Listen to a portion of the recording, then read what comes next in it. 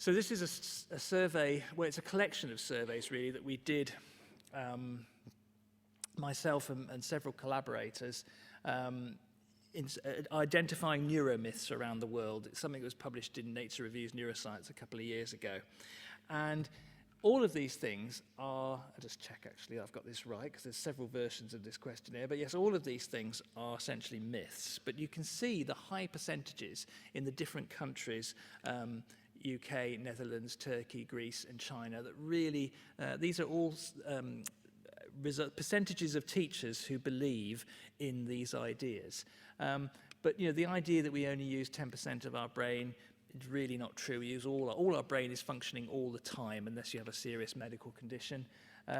This one is perhaps the worst one of all in terms of the way in which it is spread.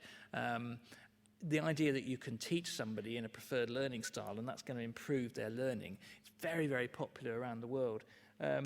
Coordination exercises, improving right brain hemispheric integration. This is something from Brain Gym. Hemispheric dominance, whether you're a left brain thinker or a right brain thinker. Some of them are less obvious. Children being less attentive after sugary drinks and snacks. And actually the evidence is a little bit more in the other direction. They can be a little bit more attentive. And this is a very odd one. Drinking less than 6 to 8 glasses of water a day can cause your brain to shrink. This is something I'd sort of heard teachers saying, and I thought, well, I'll put it in the survey. I didn't expect many people to sign up to it, but actually in the UK in particular, we've got a lot of teachers who believe that, possibly generated by water companies, and there's a sort of hysteria, I think, sometimes you can see amongst mums, who are saying, and dads, who are saying, cling on to that water bottle, darling. How much water have you had today? And monitoring water intake all the time. We'll deal with these in a little bit more detail. But I think one of them, this one here, it's worth pointing out because it's a little bit more insidious. Learning problems associated with developmental differences in brain function cannot be remediated by education. So there is this idea that once something's associated with the brain, it's biologically determined and there's very little you can do about it except pass maybe the issue on to medicine. It sort of medicalizes it once something starts becoming associated with the brain. And there's more and more dyslexia research, more and more research in a variety of different developmental disorders that use brain imaging and images of the brain in order to explain what's going on. And it's kind of worrying that once you get that association, because people don't always understand that those differences in brain function can come about also through environment as well as biological genetic issues, it immediately becomes more determined and there's less that you can do about it, and the agency of the teacher is somehow reduced.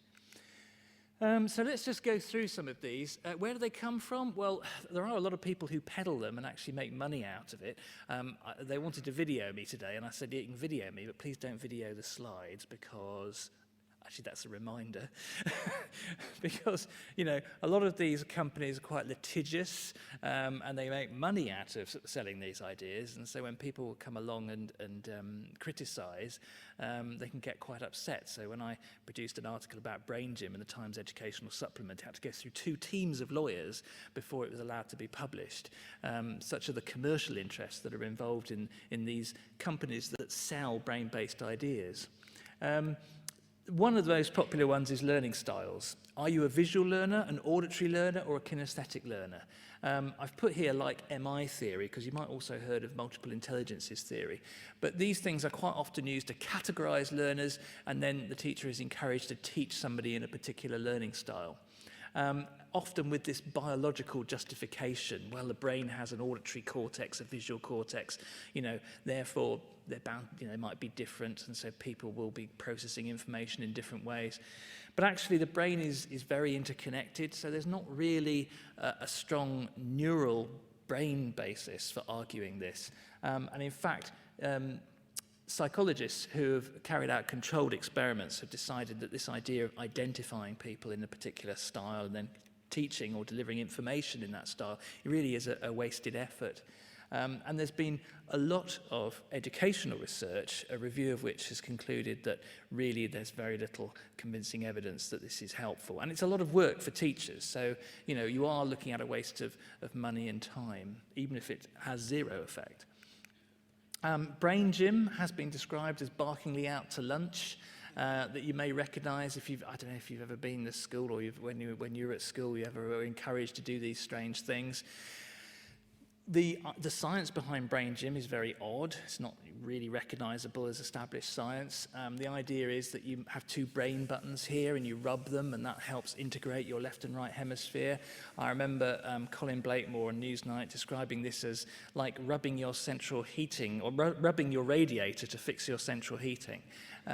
It's extremely unlikely to work, but nevertheless it's very attractive, and this sort of, emotional bias, that wishful thinking, the idea that this could somehow work, it sort of draws you in, kind of. And just as I was doing that, I saw a lot of people having a little rub there, just hopefully that it might make you feel a bit more integrated in terms of your hemispheres. Omega-3 is another very popular idea. I get a lot of my Neuromyth evidence from BBC Online. This is one of their stories. Elliot's 9 years old. He's falling behind, crashing on the sofa to watch TV when he gets home from school.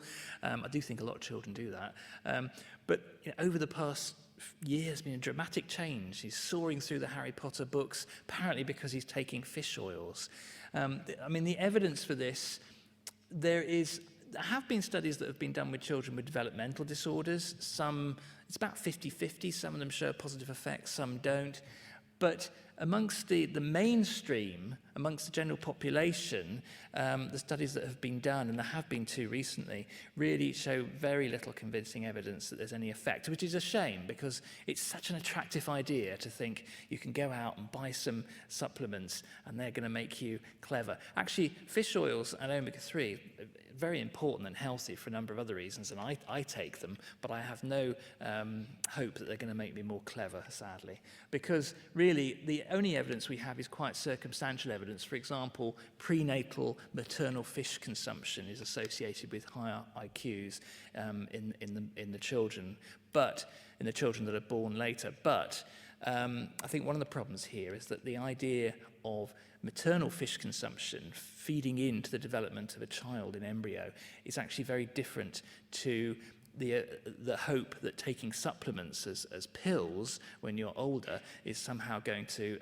have an effect. It takes a very long time for that supplement to turn into the sorts of omega-3 traces that are observed and measurable in the brain.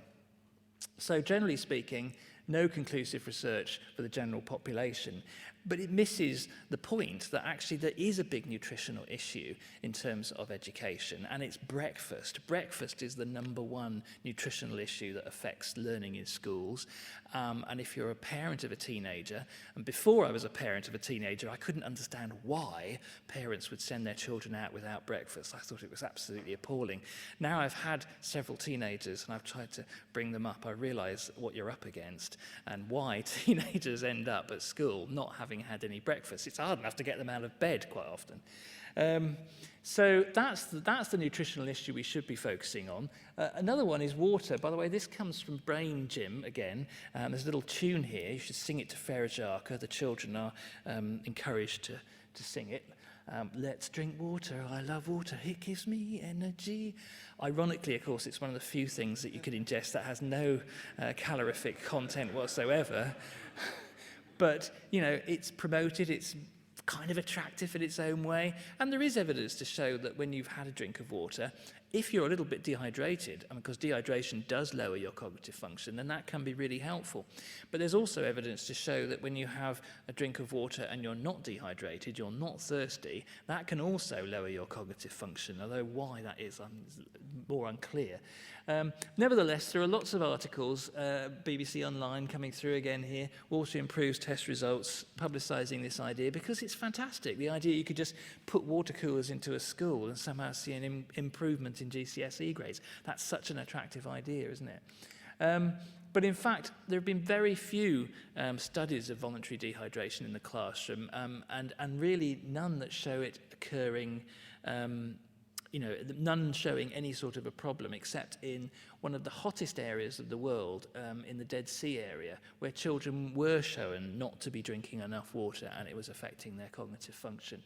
No evidence of voluntary dehydration in schools anywhere else in the world, no evidence of academic achievement related to drinking water. We do know mild dehydration can reduce cognitive function. We know, that there is a particular problem when things are unusually hot or when children have been taking exercise. So there is an issue on sports days in particular, when you can get heat and exercise combined. There really is a need to monitor children's intake of water. But if we're talking about healthy children in a temperate climate, when they've got access to drinking water, good quality drinking water, it's really a matter of just responding to thirst. Caffeine, it is more of an issue. There are studies that show children 9 to 10 years old, for example, regular consumers, and we're only talking about 2 cans a day, their baseline cognitive function is reduced, and they only go back up to what they were before when they've had their caffeine fix. And this is something we see with adult tea drinkers and coffee drinkers as well. You might think that coffee and tea is making you, is improving your cognitive function, making you more alert, but sadly what happens is that actually after a while, when you're habituated to it, it reduces it, and you're only going back up to baseline when you've had your fix. I gave up caffeine a couple of years ago because I was always banging on about this to my students and to schools when they asked me to talk to schools, but I was still drinking my tea. And I was amazed by the effect that it had on me. First of all, I was impressed by the negative effects it had on me when I was trying to give up. I had possibly the most middle-class addiction in the world. I was addicted to Earl Grey tea. Yeah, my name is Paul. I was an Earl Grey tea addict. I thought, well, it's Earl Grey tea. How can that help? How can that hurt me? How can it hurt me? And then I was really started observing myself. And I think it was one night when I lay in bed with my second cup of tea in bed, and then waking up feeling like a cup of tea in the middle of the night, and then first thing in the morning not being able to get out of bed without a cup of Earl Grey tea, and counting up to the fact that I was having 20 cups of Earl Grey tea, I began to realize that maybe I did have a problem. 2 weeks of headaches and nausea and just the most grumpiest dad ever, I began to feel a little bit better. But because of that awful experience of kicking it, I've got to say, I've got no intentions of going back. Just try it. So if you're a caffeine drinker, just try giving up for a few days and see what the effect is. It can really make you think about what you're doing. Those are the more sort of simple things that are more easy to sort out because it comes down to sort of simple facts, if you like. Perhaps one of the more worrying ways in which neuroscience can be a source of confusion are in these more complex areas. And we know from neuroscience and from behavioral studies that we have sensitive periods in our development when we are more able to learn in certain ways, and after we've left those periods of time, less able to learn. And that idea about sensitive periods has combined perhaps with an intuitive sense that infants, are very special, and they are very special, and that the early years is a very important time for learning, which it is. And that's sometimes produced a very sort of deterministic way of looking at brain development.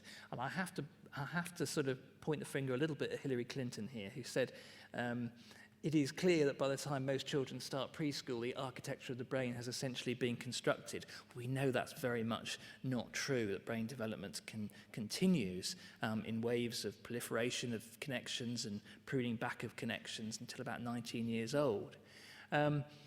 Nevertheless, it's given rise to this very simple principle of learning based around this idea that learning begets learning. Now, as a vicar's son, I'm very familiar with this idea. It's in Matthew. To he who hath shall more be given. To he who hath not, even what he hath shall be taken from him. I always remember that, thinking, that's a really sort of quite a harsh depiction of reality. But it's the basis of this idea, and there is some common sense feel to it that learning builds on other learning.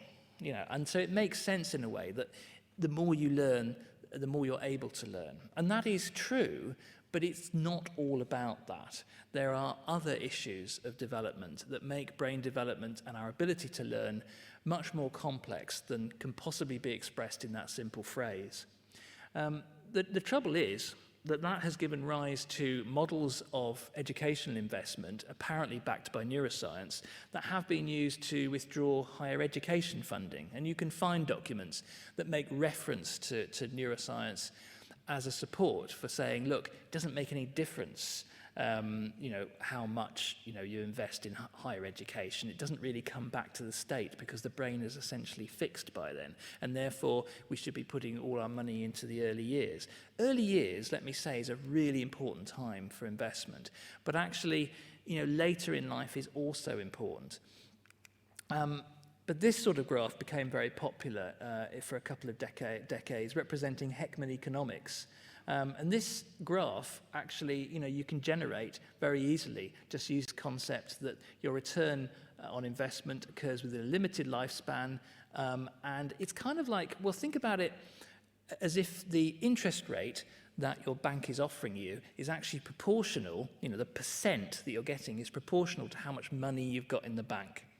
Because that's the learning begets learning principle. The more you have, the more you get back. And that's what generates this graph. And it's really quite impressive in terms of demonstrating how important early investment is, because it's saying, look, after the age of 3, really, you're not getting a great return. But it's an oversimplification, because the idea of sensitive periods is very much about normal and abnormal development. And whereas it's true that if a child has received harsh conditions, harsh environmental conditions, or has been disadvantaged genetically, then early intervention really can be very, very important in terms of righting that wrong, if you like. And sensitive periods become a relevant concept when thinking about that. But it doesn't mean that hot-housing middle-class children and investing the same amount of money for them is going to produce a similar increase in improvement. So it doesn't differentiate between typical and atypical development experience or genetic background. And also, the model assumes a single type of accumulating cognitive ability. And actually, human development and learning is not like that. There are certain parts of the brain that come on stream at different stages. So, for example, during adolescence, there's good evidence to suggest that identity starts becoming a very important issue.